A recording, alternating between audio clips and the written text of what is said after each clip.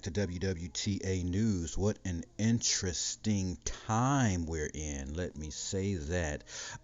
Yes, so many things going on, so many things to talk about, but check it out. Look, thank you for returning to the channel for this episode. If you have any family, friends, or loved ones who you think could use any of this information, send them a link to the channel. And look, let's get started. Let's get this conversation going. What is going on? Right. We've seen a nasty drop in that total market cap. It's like crazy. And, there's a few stories out there. There's that whole thing with Sam Bankman Fried, FTX. There is the talk from the Fed about what's going on with the rates and everything else. But I don't understand, and I'm going to say this, that is not representative of all countries and nations. So this doesn't make any sense to me, and I'll say that those really can't be the indicators of what's going on.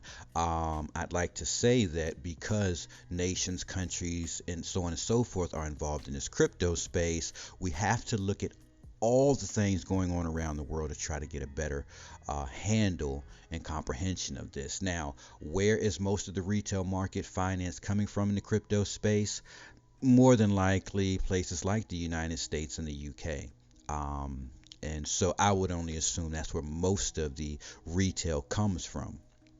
And that's just common people moving their money into the space. And so when I look at the capital market, the crypto capital market, I just see pretty much the United States and the UK as those people that are involved, and it's just common folk, right? I don't see businesses involved yet. Now, and getting an understanding of that. I don't really care about the rest of the stuff that might possibly, which I don't really think connects. I would say this. We're in tough times in the United States, and there's tough times in the UK, right? And if these are some of the places where a lot of the money comes from into the crypto space, then it would make sense that the common problems that these people are dealing with on an everyday basis would be more representative of why we're seeing so much money fleeing the space. Now, there could be people moving money out of the exchanges, but no, that wouldn't be it either. And I'll say this. The reason why we're seeing the dollar value drop in the crypto market cap is that those people have sold off and withdrawn the money from that space. So let's get a better understanding of this. So let's say I've bought in, let's say I've taken $10,000 and I bought crypto, and then that $10,000, it makes 15, 20, 30,000. Okay, so now the value of the money has grown. So technically the worth of the space is, I don't know, 30 grand, as an example.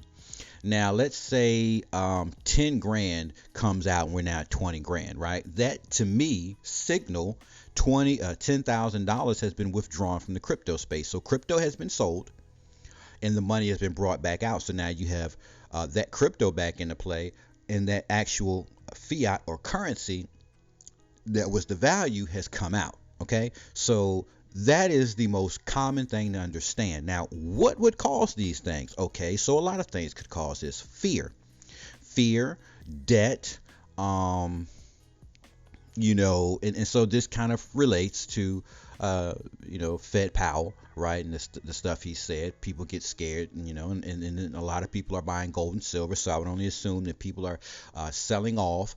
And this happens in the stock market all the time as well. So I would only assume that the retail market is selling off themselves for any particular reason. Could be holidays, could be to get gold and silver, could be scare talk, fear talk, could be any numerous amount of reasons. And so that's why we're seeing a drop in the value of the crypto that we're holding. But who cares? And I'll say this, not a financial advisor. This isn't financial advice. I'll just say this based on information that we've reviewed on this channel. So I would say that when we look at the institutions, the countries, the nations, the big businesses, and the banks that are involved in this space that have not made that initial move in, but are going to make that move in based on all the things we now know about the SWIFT messaging system, all the things we know about the new way business is going to be conducted, we haven't seen that money yet because it's not turned over. So let me say this.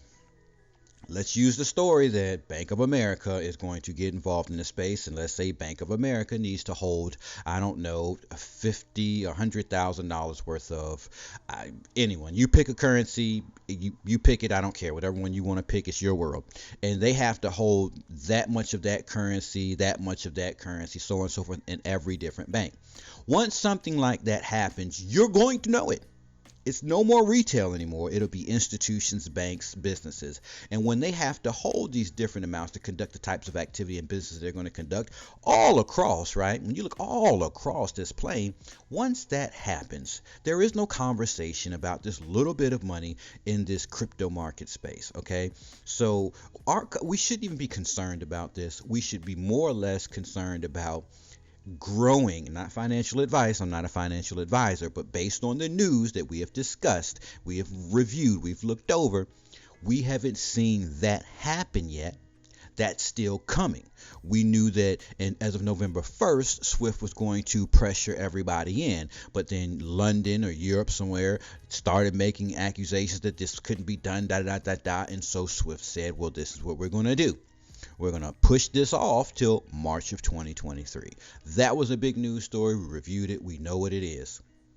So with that being said, all this crazy talk, who cares? Look, first off, you should all know you can't leave anything on an exchange.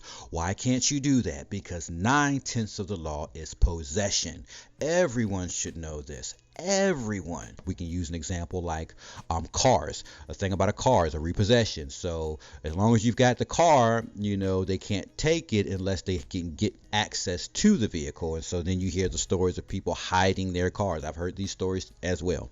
People will hide their cars in different places because they know their cars are for a repo. And then, if they can't find the car, then they can't repo the car. But they can still take you to court, and they can still try to get a garnishment if it's possible. I think like the only types of people that get garnishment now is like hospitals and like government, you know what I'm saying?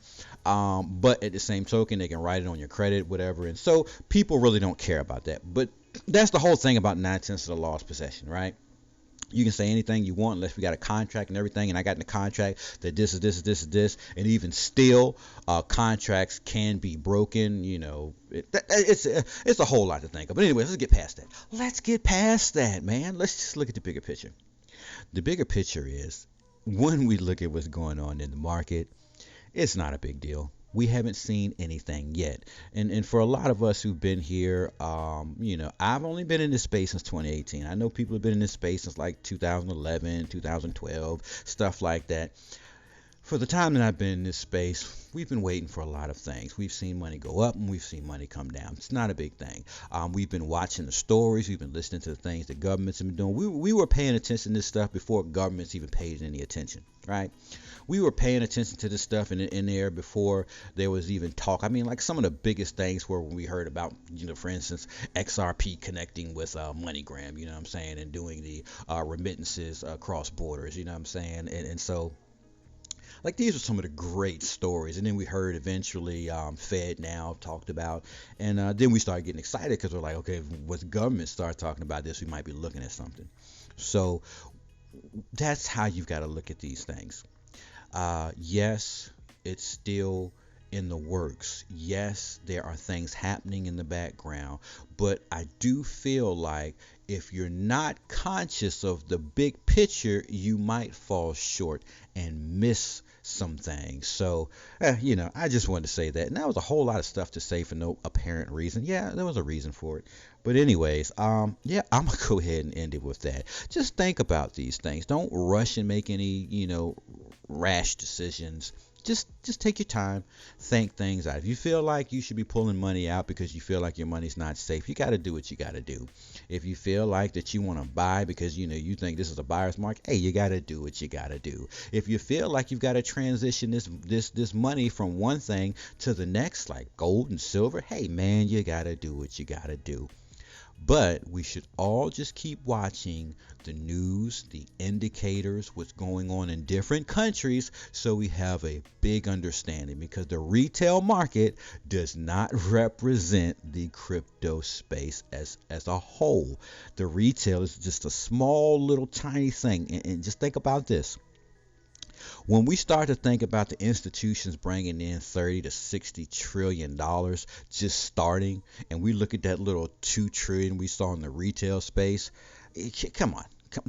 Apples to oranges, they don't compare. All right, so I'm going to leave it at that.